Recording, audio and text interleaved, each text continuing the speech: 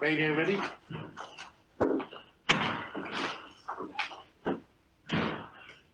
Okay, Becky Clark, thank you very much for coming to give oral evidence today. Did you want to say anything to begin with, or? I will just start by saying that, as I understand it, obviously have to take direction from the committee, my evidence will largely be related to the broadband obligation agreement, so we call the broadband contract.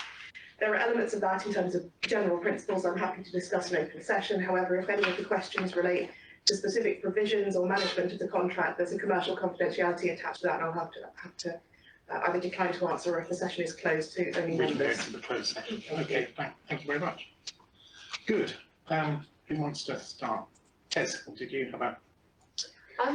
Thank you. I've got a couple of questions, and as you just acknowledged, if you can give a more complete answer in a closed section, that would be appreciated. But what you can say in the public meeting is also of great importance for the public. So the first is, and I know this was a known issue a few years ago, because it was identified in a conversation in the House that we'd had, which is currently what data is FIG gathering to ensure that there is proper and adequate monitoring and implementation of our investments, such as in subsidy or such as in infrastructure. Yeah. So the broadband contract, which was signed in 2022, contains a specific provision for Sure to provide promptly relevant information to ensure that the subsidy agreed under that contract is being used for the purposes defined in that contract. Largely, that is being assessed through a series of KPIs, which are also attached to that contract as a schedule, and which were mutually agreed also in 2022 when the contract was signed. The data that's required depends on which KPIs are being monitored. So some of it's very simple public information, have these things been launched, has this information been provided. Some of it is more complex commercial information to do with where levels of satellite capacity has been provided from and how. So the amount of data and the sort of data we request varies, and it depends on the KPIs. But I can say that the contract management meetings we have, Sure has never failed to provide requested information. Thank you, Director. Anyone else? Gavin? No. Pete? No, I don't. Mart? Leona? Did you have anything? No, not from me. Thank you, Chair. Becky? Okay. Leona? No? John? I actually have one. Good. Chair, Okay. that's okay. Yeah. So it's known, generally speaking, that all governments have to take a long view, as actually businesses have to take a long view. So can you confirm that the time scale that FIG, in the knowledge that there are just short of 3 years left in the exclusive contract, can you give us any idea of the time scale at which FIG would start working up towards the next, if indeed there was one, next contract? FIG's already started work on this. So there was a conversation which started with the Technology Development Group, which contained representatives from businesses, communities, and all around the Falklands, to identify a specification for how we approach the next 3-year period, to use it as a period for review and establishing of commercial and economic options for after the licence period. The earliest point at which FIG can give notice to Sure is the 1st of January 2026, to come to the end of the contract on the 1st of January 2028. So, as you say, that's pretty much 3 years and a couple of months. The Technology Development Group work led to a public international procurement exercise to find telecommunications consultants to give the support and expertise in the subject matter that FIG simply doesn't have in-house.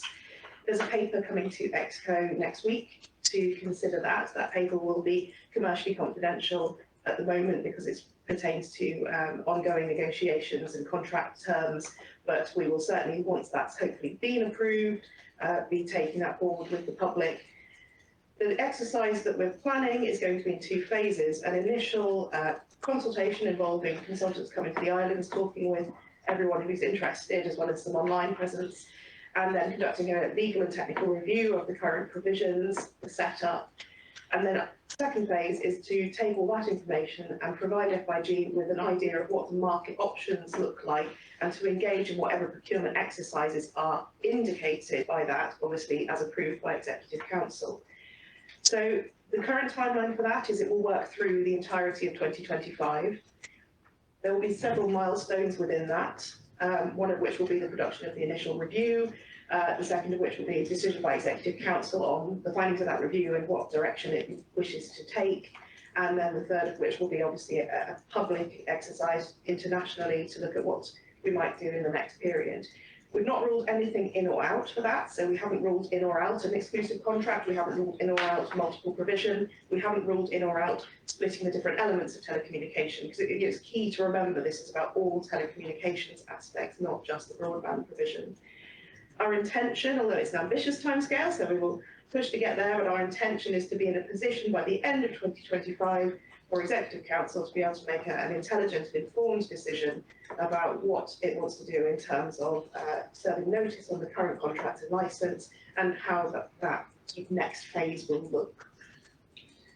Thank you, but you don't have a date for, you say by the end of 2025, it's quite a big year, 2025. You wouldn't have be able to give any indication as to what quarter of 2025? Not at the moment, because we will wait on Executive Council's decision about the appointment of consultants and then work with those consultants on a project plan, which will be also the public so that everyone's aware of the timescales when they've been sort of sorted out and we know what's actually practicable. Thank you very much. Thank you. Thank you for that insight. That's really incredibly helpful.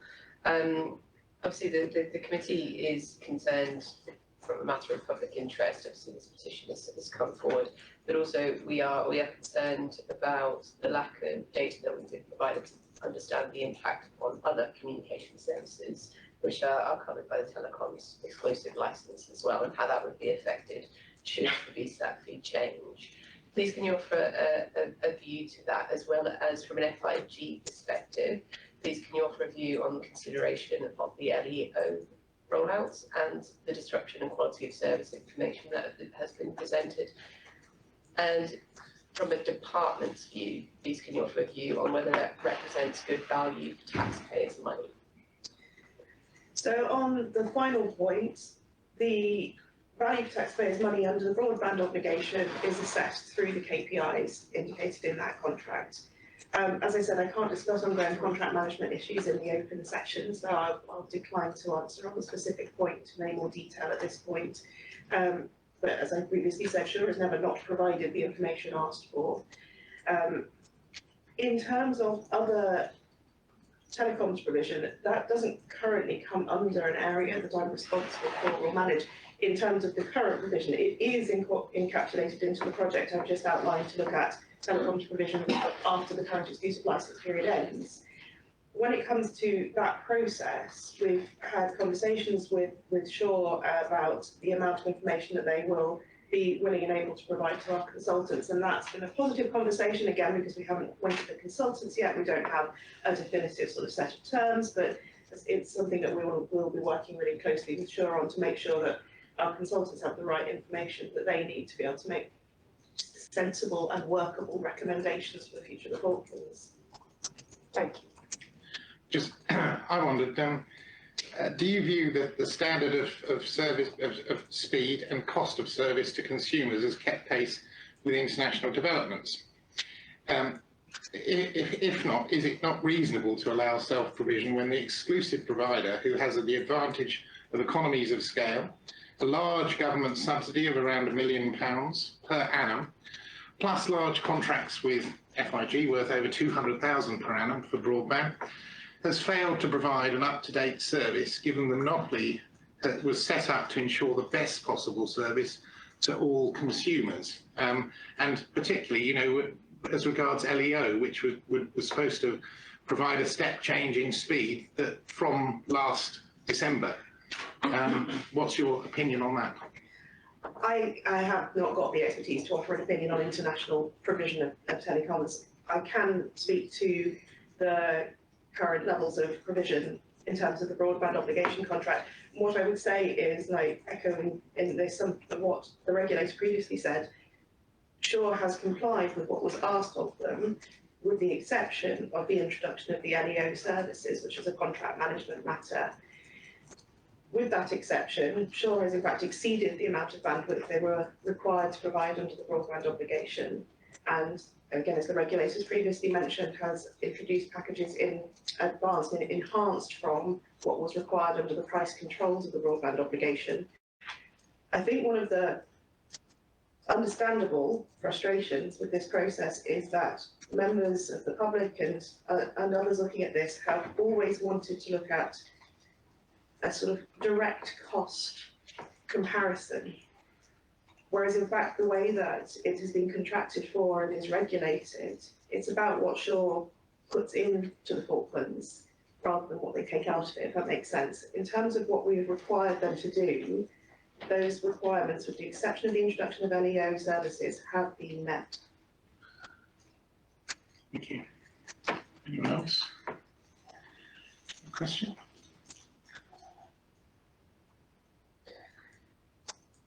Okay. Yeah. I suppose just to thank you for your time, but also if I think a closed session would be useful to understand in a little bit more detail some of these more sensitive areas. So perhaps we should draw to a close, and then perhaps would you mind staying on, and then we have to stay. have some time just to have a closed session. Thank you very much, everybody, for coming today. Thanks to everybody that took part. Hopefully it's been informative. Thank you.